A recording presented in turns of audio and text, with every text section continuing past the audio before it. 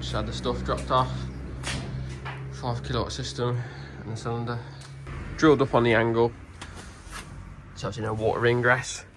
And then the cable's getting clipped direct all underneath this lot round.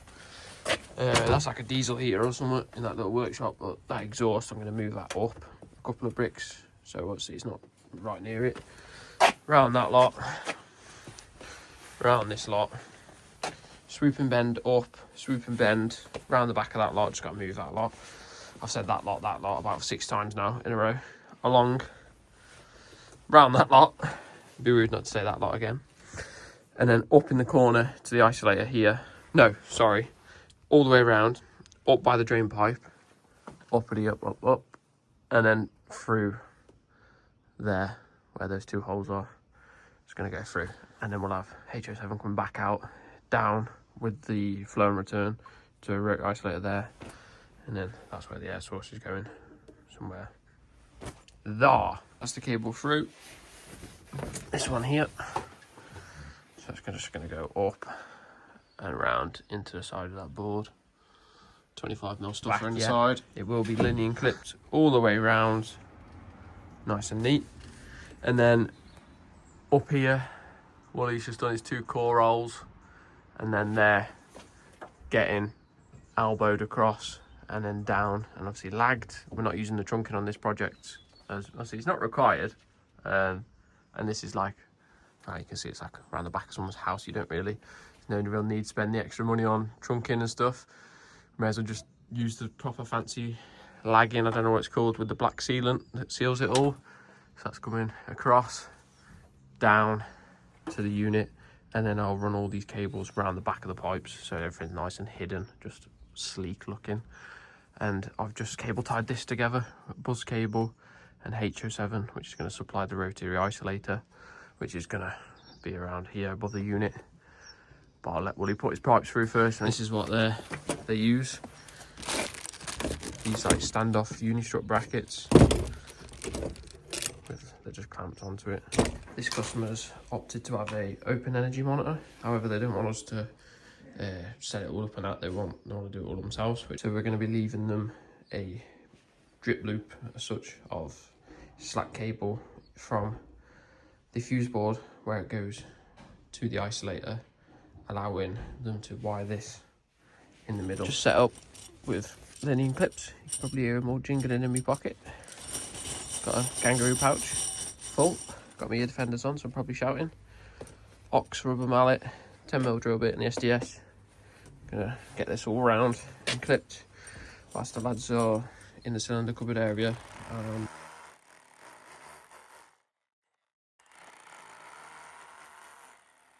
The supply cable in, clipped all the way around. Obviously linears, you've got a step up there, round, move that diesel exhaust up a bit, step up there, round, step up there, round, swoop and bend one way, swoop in the other, round, round, round, chipped a bit of the brick out in the corner so it's nice, round, round, round, swooping down and round so you can still get adapters on that hose or whatever it is, round. And then I've not clipped any of this back in here yet, but you can see we've got the mains cable going up and then the mains cable coming down to the rotor isolator and the buzz cable in.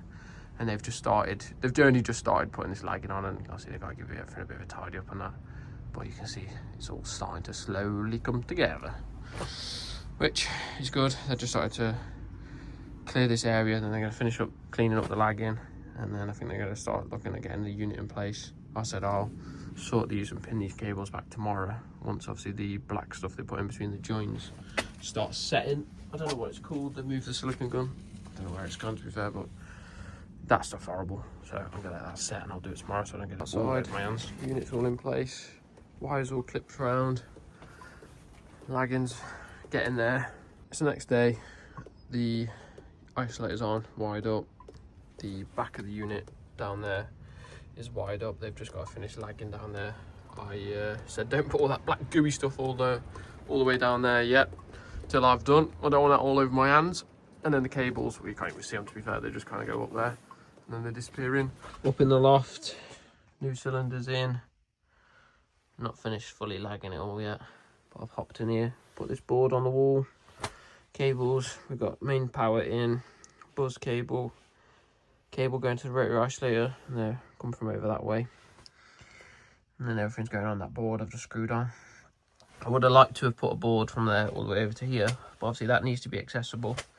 And then also the eMonPi energy monitor thing needs to be accessible.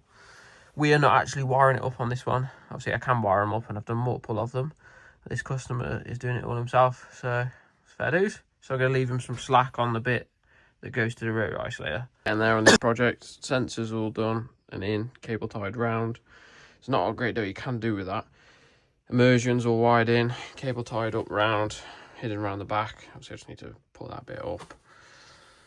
This 3-port is quite tight, but it's going up round behind here and then obviously goes into the unit. I've done something a bit different, drilled out the back of the units. You can see the holes. I've just got to put the two, just focusing on these cables, let me move them out of the way. So I've drilled the holes like that, so you've got them two for the buzz cable. That's the sensor going in that blue plug. The red plug is for the 2 buzz cables. They get doubled up, and then you have the one flying out into that, then into that. Over here, what I am doing is putting cable ties on them so they can't be pushed or pulled through.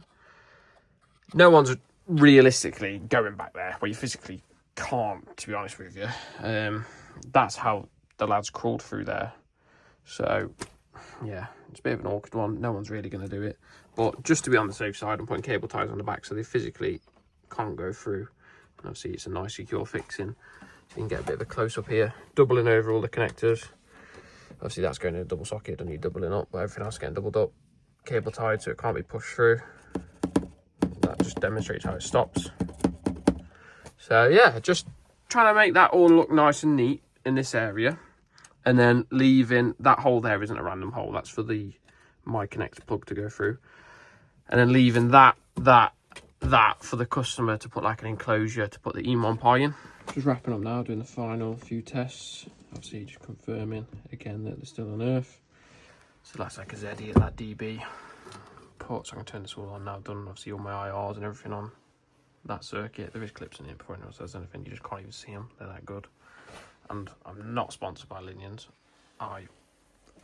Yeah, openly say I'm not sponsored by pretty much, I am not sponsored by any brands as such. I just use what I want, and if it's good I'll use it, if it's not I'll tell you. So yeah, goes through the wall there, swoops in.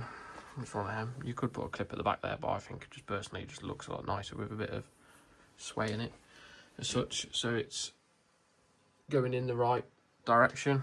But yeah, so I can turn all this back on really.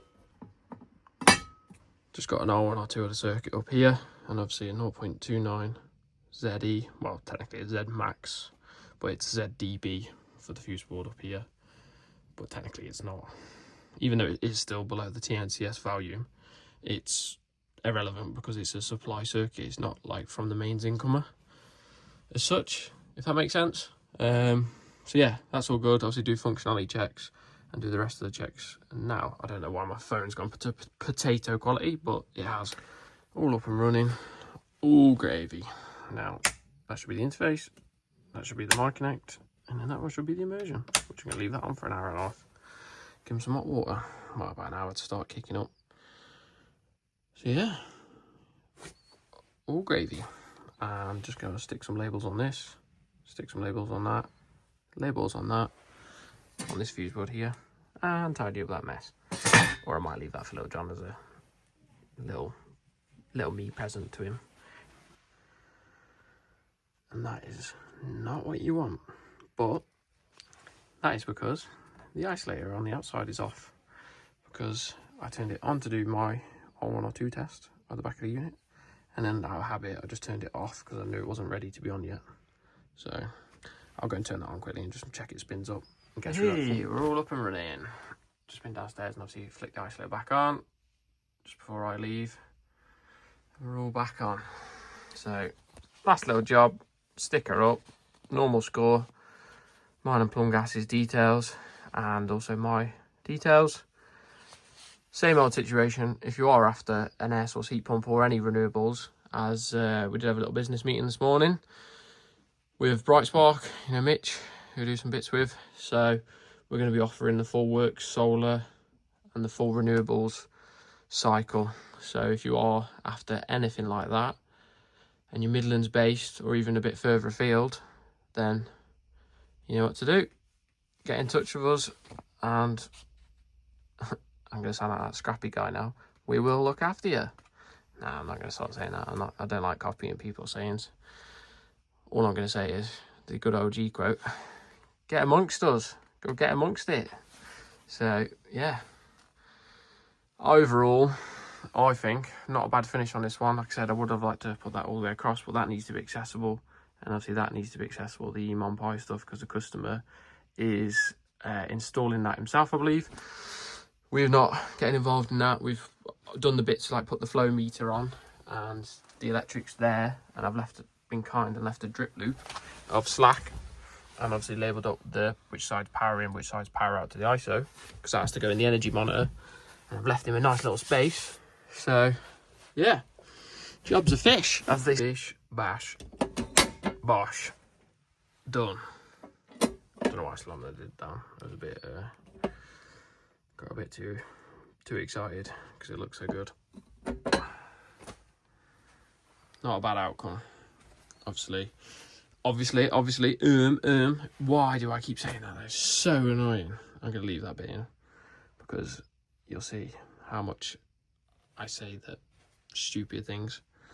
Right, as you can tell, I'm a bit hot by the cheeks, and that's it. I'm gonna round that one up here. The lads are back tomorrow to commission and I think do the condense and a few other little bits, but this is the second air source this week. It's Thursday today. Tomorrow I've got Nick with me and we're changing 2 fuse boards in a property I've already been to, where I did those outside lights last week, and then after that we're back to doing loads of air sources. So yeah, overall really happy with this one though, to be fair. Really happy. Obviously communications just popped back up because I've turned off the isolator circuit because it's not commissioned and I don't want to damage it as such. I'll leave it all off until the lads come and commission. So I'm going to turn the interface off and the mic connect off and just leave the immersion on for an hour, and I've instructed the customer when they get back in an hour, the customer's partner, to turn it off, as it doesn't need to be on for like 2-3 hours, and it needs to be on for about 90 minutes to an hour. So yeah, job's a good one. On to the next one.